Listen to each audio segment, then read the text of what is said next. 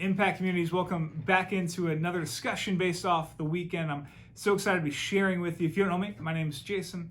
I'm one of the pastors here. And this weekend, we actually talked about the few part of your impact community. If you remember, we defined impact as you, your 5 friends, and a God-given impact dream. And with that basic formula, if we find your dream and your few and you go with them, we'll actually end up changing the world around us. But this weekend, we spent our entire time talking about your few. And if you remember, we asked this question: what if your few weren't meant for just the few of you? What if the circle that's around you was always meant to move the kingdom forward in some unique way that is meant just for you, right? One of my favorite pastors is a guy named Andy Stanley down in Atlanta, and he actually said it this way. He said that your friends will shape the direction and quality of your life. Your few have a huge impact on the person you become and the things you go after. I mean, just think about it, right?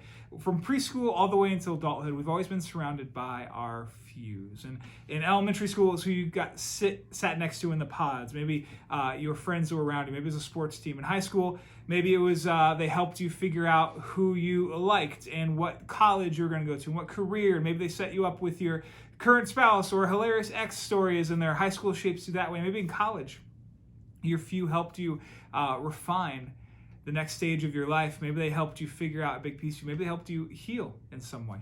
And then we get into young adulthood, and those fews help you figure out how to buy a house and have a kid, and whether or not to join the PTA, which I'm pretty sure the answer is not, if you're wondering about that. And then we get to adulthood, where we figure out how to do all these other things, right? We're always surrounded by fews. So I want you to ask your community around you right now, your circle around you, like, which of those fews were the most formative to you? Was it elementary school? Probably not. You got your colors down. Was it high school, college, young adulthood? Like, what of those fews made you who you are today? Because your fews have a big impact on you, but your fews can have an impact on the rest of the world too. Your few can change the world around you. Just a quick recap from the message. We talked about how the disciples were normal, unremarkable people who went on to do remarkable things, not because of who they were, but because they said yes. Right? We said how we only know 5 of the professions of the 12 disciples because the other 7 just weren't that important. And they were 4 fishermen and 1 tax collector.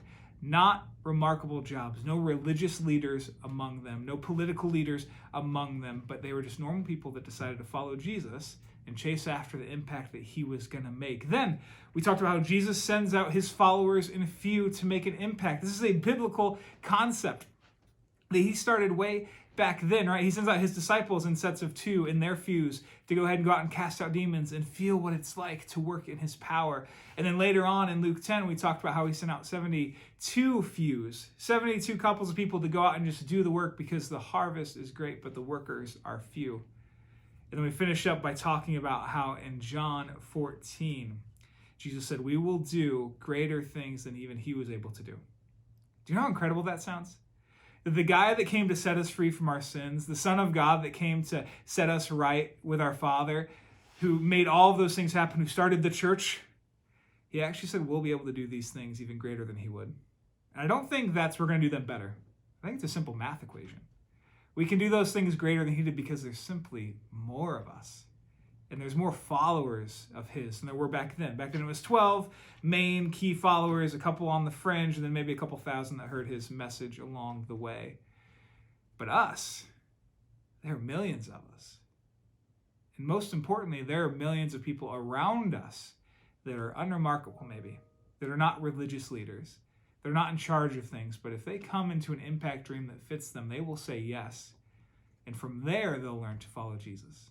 And from there, they'll learn to experience all that God has for them.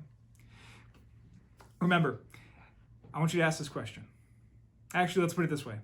There are some worries with this, right? There are some worries about impact communities and some worries about your fews. Maybe the few that's around you right now don't have the same dream as you. Maybe they don't share the same thing. What are you going to do? You're going to choose the circle around you or choose your impact dream. And I just want to kind of bring out today the story of Paul and Barnabas in a way, right? Huge ministry leaders that worked together on a missionary journey to change the world, and they were a power setting. They did incredible things, but when it came time for them to go on their second missionary journey, they actually ended up splitting off. Their relationship kind of fell apart because they had different dreams and different ideas. Now, I'm not telling you to fall apart with the friends around you right now if you have a different dream, but what God did in that story was actually cool. He took 2 powerhouses that did incredible things together, And when anger and frustration and maybe even sin tore them apart, God ended up using both of them to do even more.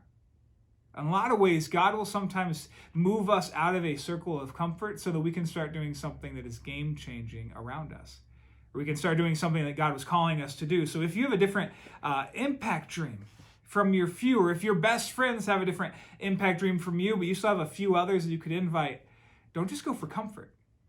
I want to challenge you to go for change.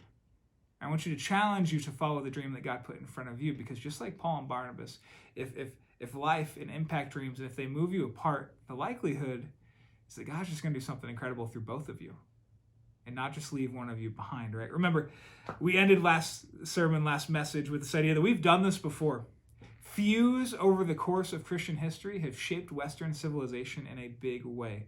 We talked about how hospitals trace their lineage back to the church, and a few that decided to take care of the sick, and thousands of hospitals popped up around that. We talked about orphanages, how they got their start from a few in the church deciding it was worth caring for these kids that were forgotten along the way. And we saw that explode. Caring for those less fortunate as a society was not a value that they had until the church decided to make it one, until the few decided to pick up those that had fallen along the way. Education wasn't a priority until the church decided to make knowing God a big part of life. Education became big, and equality amongst men and women was not a thing that existed until Jesus started honoring women on the same tier as men.